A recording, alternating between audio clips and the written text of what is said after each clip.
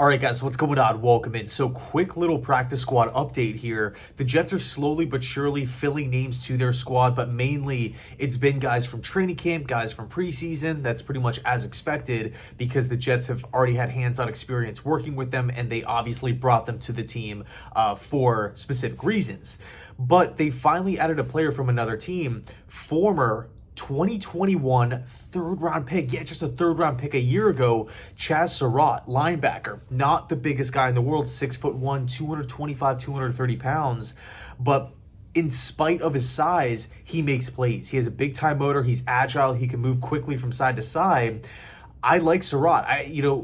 You again look at where he was drafted in the third round. You look at what he did in college at North Carolina. Former quarterback, by the way, ended up switching over to linebacker midway through his collegiate career and did really well. I have his stats, his collegiate stats pulled up right here. 2019, 6.5 sacks, 115 total tackles. 2020, 6 sacks, 91 total tackles. So right around the same area here.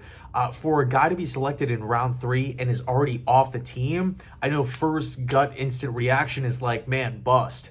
But when we dig a little deeper, Minnesota has a brand new regime taking over.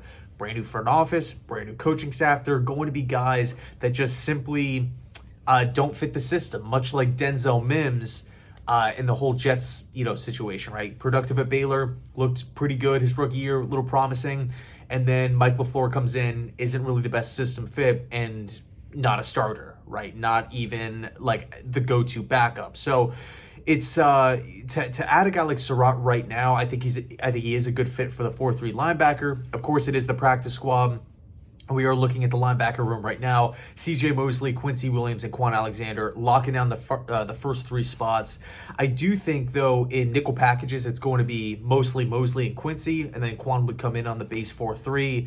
But behind them, they do have Jamie Sherwood, a young player that they did draft a year ago. I like a lot. Hamza Nasruddin. That's a player that didn't make the 53-man roster. Will he be added to the practice squad? There has been a couple additions, but I haven't seen Nasruddin's name pop up just yet. We'll see what happens in the coming hours. Maybe we'll have an answer by tonight. But again, to add a guy like Surratt, tackling machine back in college, did play a little bit last season, appeared in 9 games, but they were all on special teams for Minnesota. But at the very least, it's a low risk, high reward. Third round pick, high upside, hasn't really been playing the position for too long. Maybe Robert Saleh, a defensive guy, a guy who has developed players like Fred Warner. He has gotten a lot out of specific defensive players back in San Fran. Maybe he sees something. Maybe Joe Douglas, JD identified Surratt as a college player. Maybe he wasn't on the board when the Jets were selecting. Maybe he was a guy that JD had a 4th round grade on, a 5th round grade on, and he wasn't there. So, I think it's a low risk, high reward. It's just the practice squad here. I gotta say, I like the move. So, anyway, let me know your thoughts down below in the comment section. Thanks so much for watching, and as always, go Jets.